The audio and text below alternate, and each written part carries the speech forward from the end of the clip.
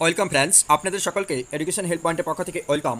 আজকে আমরা আলোচনা করতে চলেছি ফুড এসআই ইন্টারভিউয়ের জন্য এবং ডাব্লিউবিপিএসসি আরও ডাব্লিউবিসিএস পরীক্ষার ক্ষেত্রে যে কোশ্চেনগুলো আসে সংবিধানের মৌলিক অধিকার থেকে। আমরা সবাই জানি সংবিধানের মৌলিক অধিকার থেকে একটা না একটা কোশ্চেন এসেই থাকে। তাহলে আমরা সেই সংবিধানের মৌলিক অধিকার আলোচনা করব এই ভিডিওতেই। অবশ্য ভিডিওটি প্রথম থেকে শেষ পর্যন্ত দেখতে থাকুন। আর যারা বিশেষ করে যারা ফুড এসআই ইন্টারভিউ দিবে তাদের জন্য এখান থেকে একটি কোশ্চেন 100% হওয়ার সম্ভাবনা রয়েছে, কারণ বেশিরভাগ স্টুডেন্টকে কিন্তু ইন্টারভিউয়ে সংবিধানের মৌলিক অধিকারগুলো জানতে চাওয়া হয়।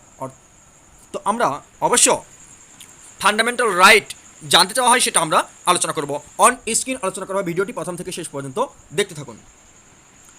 দেখো, আমরা অন স্ক্রিন আলোচনা করছি ভারতের সংবিধানের মৌলিক অধিকার, অর্থাৎ fundamental right of Indian constitution. আমরা ভারতের সংবিধানের মৌলিক অধিকার সম্পর্কে জানতে চলেছি। ভারতের সংবিধানের মৌলিক অধিকার রয়েছে তৃতীয় অংশে। ভারতের সংবিধানের তৃতীয় অংশে 12 থেকে 35 নম্বর ধারায় নাগরিকদের মৌলিক অধিকারের উল্লেখ রয়েছে।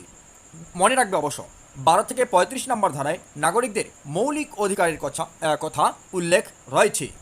সংবিধানের তৃতীয় অধ্যায়ে তৃতীয় অংশ অর্থাৎ পার্ট 3-তে 12 থেকে 35 নম্বর ধারায় সংবিধানের মৌলিক অধিকারের কথা উল্লেখ রয়েছে। মূলত ভারতীয় সংবিধানের 7 প্রকার মৌলিক অধিকারের উল্লেখ থাকলেও ভারতের সংবিধানে কিন্তু আমরা দেখছি ভারতের সংবিধানে 7 প্রকার মৌলিক অধিকারের কথা বলা ছিল। প্রথম দিকে ভারতের সংবিধানে 7 প্রকারের মৌলিক অধিকারের কথা বলা ছিল, কিন্তু 1978 খ্রিস্টাব্দে 40তম সংবিধান সংশোধনীতে 1978 খ্রিস্টাব্দে 40তম সংবিধান সংশোধনীতে সম্প্রতির অধিকার বাদ দেওয়া হয়েছে। একটা ছিল সম্প্রতির অধিকার। তাহলে এখানে কিন্তু প্রশ্ন হতে পারে ভারতীয় সংবিধানের কততম সংবিধান সংশোধনীর দ্বারা সম্পত্তির অধিকার বাদ দেওয়া হয়েছে। অ্যান্সার কী হবে নিশ্চয়ই সবাই বুঝে গেছো। কমেন্টে জানাতে একদমই ভুলবে না, কমেন্টে অ্যান্সার করুন। এবারে আমরা দেখতে পাচ্ছি, দেখো কী বলা হয়েছে। সম্পত্তির অধিকারটা বাদ দেওয়া হলো কবে? 1978 সালে 40তম সংবিধান সংশোধনীতে মৌলিক অধিকার থেকে সম্পত্তির অধিকারকে বাদ দেওয়া হয়েছে বলা হচ্ছে। ফলে বর্তমানে ভারতীয় সংবিধানের মৌলিক অধিকার বা ফান্ডামেন্টাল রাইট হলো 6টি, আগে ছিল 7টি। তাহলে প্রশ্ন যদি হয় ভারতের মৌলিক অধিকার প্রথম দিকে সংবিধান তৈরির সময় অর্থাৎ মৌলিক অধিকার কয়টি ছিল, তাহলে আমাদের অ্যান্সার কয়টি হবে? 7টি। কিন্তু বর্তমানে কয়টি রয়েছে? 1978 সালের পরে কিন্তু মৌলিক অধিকারের সংখ্যা হলো 6টি। 1 নম্বর কী রয়েছে সবাই দেখতে থাকুন। অবশ্য দেখতে পাচ্ছেন সাম্যের অধিকার রাইট টু ইকুয়ালিটি। সাম্যের অধিকার হলো প্রথমে, অবশ্য মনে রাখবে, প্রথমে রয়েছে সাম্যের অধিকার। তৃতীয় অধ্যায় ভারতীয় সংবিধানের তৃতীয় অধ্যায়ের 4 থেকে 18 নম্বর অনুচ্ছেদে সাম্যের অধিকারের কথা বলা হয়েছে। আইনের দৃষ্টিতে সকলেই সমান। সাম্যের অধিকারের 14 নম্বর ধারায় বলা রয়েছে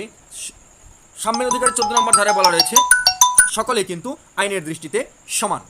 তাহলে সাম্যের অধিকার সবাই বুঝি। সাম্যের অধিকার মানে আইনের দৃষ্টিতে সকলেই সমান, কাউকে বড় ছোট গরিব ধনী এইভাবে দেখা যাবে না, আইনের চোখে সকলেই সমান।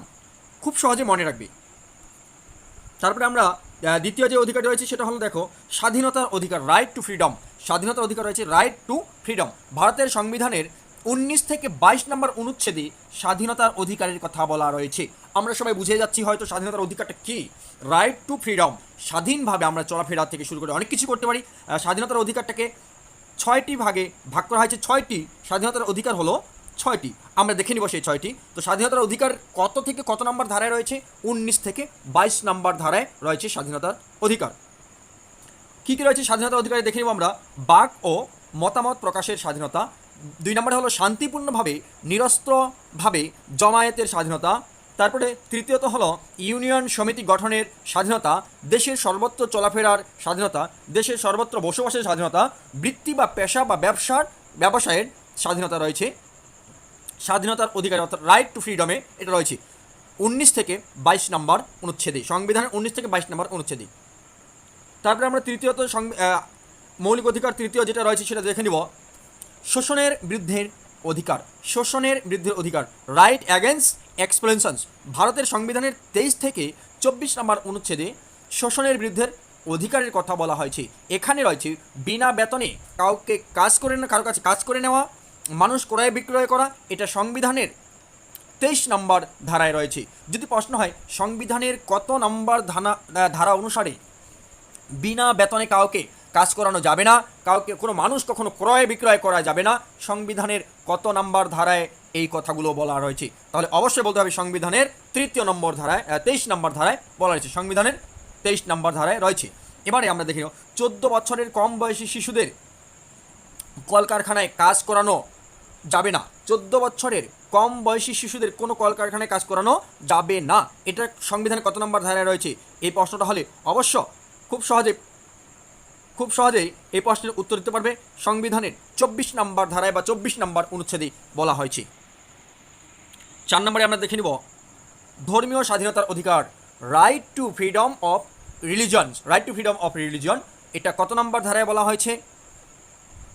25 থেকে 28 নম্বর ধারায় বা 25 থেকে 28 নম্বর অনুচ্ছেদে বলা হয়েছে রাইট টু ফ্রিডম। জাতি, ধর্ম, বর্ণ, হিন্দু মুসলিম কোনো ভেদাভেদ নেই, প্রত্যেকটি জাতির সমান অধিকার, সমানভাবে চলাফেরা করতে পারবে, সবাই সমানভাবে নিজের ধর্ম পালন করতে পারবে। কেউ যদি ধর্মান্তরিত হয়, কেউ যদি ধর্ম পরিবর্তন করতে চায় স্বেচ্ছায়, তাহলে সেটাও করতে পারবে। এখানে ধর্মীয় স্বাধীনতার অধিকার রয়েছে। আমাদের ভারতীয় সংবিধানের একটি মৌলিক অধিকার হলো, 4 নম্বর মৌলিক অধিকারটি হলো ধর্মীয় স্বাধীনতার অধিকার। কেউ যদি ধর্ম চেঞ্জ করে, অবশ্যই সে ধর্ম চেঞ্জ করতে পারবে, তাকে কোনো বাধা কেউ দিতে পারবে না, কিন্তু স্বেচ্ছায় করতে হবে ধর্ম চেঞ্জ। এখানে বলা হয়েছে ধর্মীয় স্বাধীনতার অধিকার। এবারে আমরা দেখে নেব 5 নম্বরে সংস্কৃতি ও শিক্ষা বিষয়ক অধিকার, অর্থাৎ কালচারাল অ্যান্ড এডুকেশনাল রাইট। 29 থেকে 30 অধ্যায়ে কালচারাল অ্যান্ড এডুকেশনাল রাইটের কথা বলা হয়েছে। এখানে যে কোনো ব্যক্তি, যে কোনো নাগরিক নিজের ভাষা লিপি ব্যবহার করতে পারে, নিজের ভাষা এবং লিপি ব্যবহার করতে পারবে যে কোনো ব্যক্তি। কালচারাল এবং শিক্ষা বিষয়ক যে মৌলিক অধিকারটি রয়েছে সেটা কিন্তু অবশ্য আমরা বুঝতে পারছি। যে কোনো ভাষা, যে তার নিজের ভাষা যেটা রয়েছে, তার মাতৃভাষা, তার লিপি, সমস্তই কিন্তু সে ব্যবহার করতে পারে। আমাদের সংবিধান অনুসারে এটা একটা মৌলিক অধিকার হলো। 5 নম্বরে যেটা মৌলিক অধিকার রয়েছে 29 থেকে 30 নম্বর ধারায় এই কথাগুলো বলা হয়েছে। তারপরে আমরা দেখে নিব লাস্ট যেটা রয়েছে 6 নম্বরে সাংবিধানিক প্রতিকারের অধিকার। অবশ্যই মনে রাখবে সাংবিধানিক প্রতিকারের অধিকার, রাইট টু কনস্টিটিউশনাল রেমেডিক্স। সংবিধানের 32 ও সংবিধানের 226 নম্বর ধারায় রয়েছে সংবিধানের প্রতিকারের অধিকার। সংবিধানের 32 ও সংবিধানের 226 নম্বর ধারায় সংবিধানের প্রতিকারের অধিকারের কথা বলা রয়েছে। সংবিধানের 32 নম্বর ধারাটি হলো সুপ্রিম কোর্টের এবং সংবিধানের 226 নম্বর ধারাটি হলো হাইকোর্টের। কোনো ব্যক্তি সংবিধান যে রয়েছে, সংবিধানকে রক্ষা করা, মৌলিক অধিকারগুলোকে রক্ষা করার ক্ষেত্রেও কিন্তু সংবিধানের প্রতিকারের একটা ধারা রয়েছে।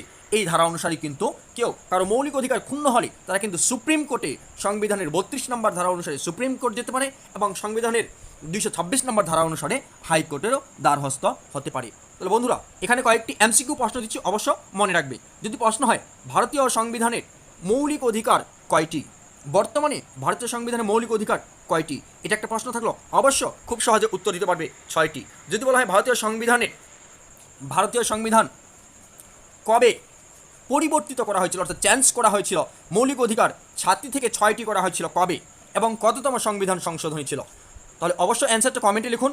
এতক্ষণ আগে আলোচনা করে দেওয়া হয়েছে। এবার যদি প্রশ্ন হয় সম্পত্তির অধিকার কত সালে কততম সংবিধান সংশোধনীতে, সম্পত্তির অধিকার কত সালে কততম সংবিধান সংশোধনীতে বাদ দেওয়া হয়েছে, সম্পত্তির যে মৌলিক অধিকার আছে সম্পত্তির অধিকারটি বাদ দেওয়া হয়েছে, অবশ্যই কমেন্টে লিখতে একদমই ভুলবে না। তারপরে আরও প্রশ্ন থাকছে, অবশ্যই সেই প্রশ্নের উত্তর দিবি। সাম্যের অধিকার কত থেকে কত নম্বর ধারায় বলা হয়েছে, সাম্যের অধিকার কত থেকে কত নম্বর ধারায় সংবিধানের রয়েছে, স্বাধীনতার অধিকার কত থেকে কত নম্বর ধারায় রয়েছে, অবশ্যই উত্তর দেওয়ার চেষ্টা করবে। স্বাধীনতার অধিকারের কয়টি অধিকারের কথা বলা হয়েছে, অবশ্যই উত্তর দেওয়ার চেষ্টা করবে কমেন্টে। শোষণের বিরুদ্ধে অধিকার কত থেকে কত নম্বর ধারায় বলা হয়েছে। এখানে দেখো খুব সুন্দরভাবে এমসিকিউ প্রশ্নগুলো বারবার আসে যে 14 বছর কম বয়সী শিশুদের যে কোনো কলকারখানায় কাজ করানো যাবে না, সেটা সংবিধানে কত নম্বর অনুচ্ছেদ বা কত নম্বর ধারায় উল্লেখ রয়েছে? অবশ্যই কমেন্ট করো। যদি বলা হয় মানুষ ক্রয় বিক্রয় করা যাবে না, এই কথাগুলো সংবিধানে কত নম্বর ধারায় উল্লেখ করা হয়েছে? কমেন্টে জানাতে একদমই ভুলবে না। ধর্মীয় স্বাধীনতার অধিকার কত নম্বর ধারায়, কত থেকে কত নম্বর ধারায় রয়েছে? অবশ্যই কমেন্টে জানাতে ভুলবে না। শিক্ষার সংস্কৃতির অধিকার কত নম্বর ধারায় রয়েছে? অবশ্যই কমেন্ট করো। শিক্ষা বিষয়ক অধিকার কত নম্বর ধারায় রয়েছে? কমেন্টে জানাতে একদমই ভুলবে না। অবশ্যই ভিডিওটি ভালো করে দেখে সবাই পারলে লিখে নিও, কারণ অনেক কাজে আসবে।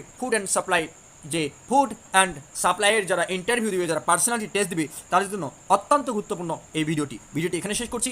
ভালো লাগলে লাইক করুন এবং কমেন্টে আপনাদের প্রশ্নের অ্যান্সারগুলো দেওয়ার চেষ্টা করবে, আর বেশি বেশি করে শেয়ার করুন বন্ধুদের কাছে, সবাই যেন এই ভিডিওটি পেয়ে উপকৃত হয়। ভিডিওটি এখানে শেষ করছি। Thank you for watching this my video. Good night.